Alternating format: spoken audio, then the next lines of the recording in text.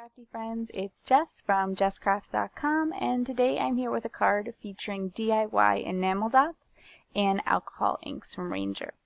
I'm going to start with a brief explanation of how I made my own enamel dots, but I have an entire video on my channel that describes the process in a little bit more detail, so I will leave a link in the video description in case you felt like there wasn't enough information.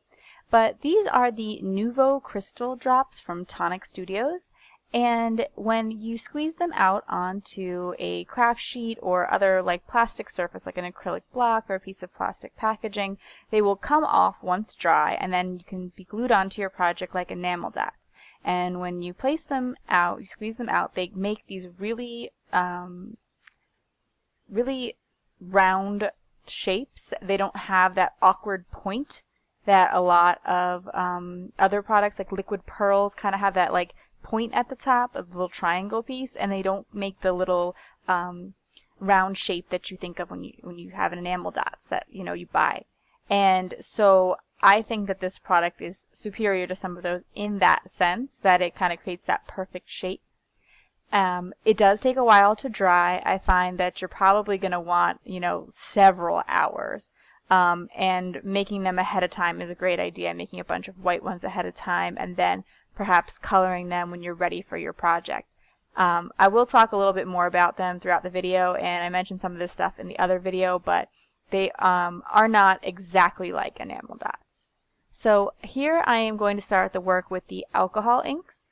And when you work with alcohol inks, you're going to want a non-porous surface. So you would want a gloss paper. Regular paper, it would just sink right in. You wouldn't get the same effect. You need something that is non-porous. And so I'm using this gloss paper from Seaside Stamping Ink, but there are other gloss papers like from Ranger, and some people use photo paper. I find this gives a little bit better results. And I wanted to add some shine to my background, and so I started by mixing on some of the snow cap. And it's sort of a metallic sheen color, but it's also white, so you can't really see it there on the base, but I will add a little bit more of it in as I add my color. When you're working with alcohol inks, you're going to want some felt to apply them, and the tool that's traditionally sold for it is similar to the blending tool that you would use for distress inks. However, you don't want to use the foam pad that you would use when blending distress inks. You want a piece of felt. And they sell little packages of perfectly sized felt, but you could also just purchase craft felt and use that as well. It might be a little bit cheaper. I want to just make sure that the entire background is covered with some color. I'm going to try to add a little bit of interest and pattern to the background, but it needs to be fully covered first so that as I'm doing the swirl motions later on, I'm not messing up the pattern just trying to fill the paper. So once I had the whole paper filled with some like simple stripes and a little bit of swirls, I'm ready to sort of start adding the pattern. And I'm looking for a little bit of a swirling look, but also some kind of like some dots too. So in order to create that, I put a little bit of the wild plum and the turquoise color, whose name escapes me, and kind of drop them in randomly. Then I dab onto the paper and do a little turn. And I try to do the turn in different directions and mix it up a little bit, but it's a very light motion because as you press more strongly, more ink is going to come on and you're going to create bigger splotches, and I want to be able to sort of spread it all out. And so just kind of a dab and twirl until the surface is covered, and you can start to see a little bit that there is that bit of shine from the snowcap metallic color as well. And I'm going to just put that aside to dry. It doesn't take too long to dry, but it will be sticky at first. Now this card is actually for a challenge for Write at Home stamps. I've worked with Nicole in the past, but she's celebrating her 1-year anniversary of her stamp line, and I have this beautiful sentiment set from her, so I thought it'd be fun to enter a card for the chance to win, and so I'll leave you a link to the challenge as well, so if you want to participate for your chance to win, you can. And I have the hello sentiment. I like how they're imperfect looking, and they look like they're really hand painted, so that I can get that look without having to know how to do hand lettering myself. So here I have the enamel dots, and I've colored them with alcohol ink for the purple ones and Copic marker for the blue ones, just because I wanted to explore both options. And I'm going to glue them down with Multimedia Matte from Ranger. I like that for small embellishments, just in case anything comes out the side. You want it to dry matte, and if you glue it down with glossy accents, you'll see that bit of shine from any extra areas where the glue is.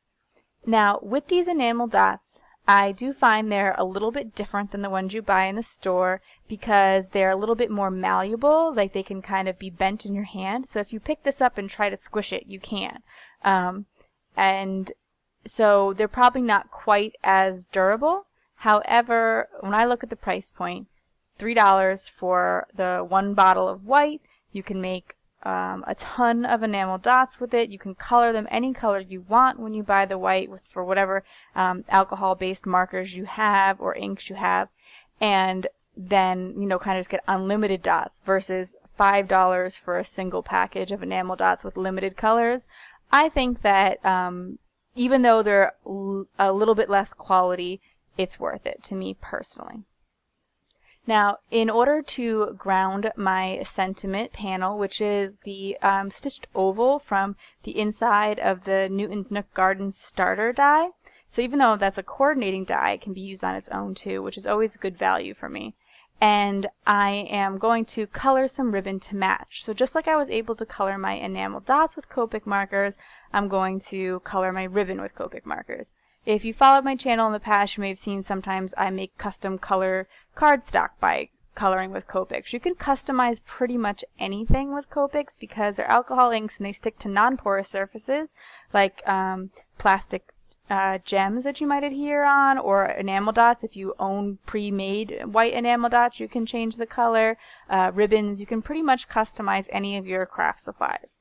And so I'm going to customize it to match my enamel dots.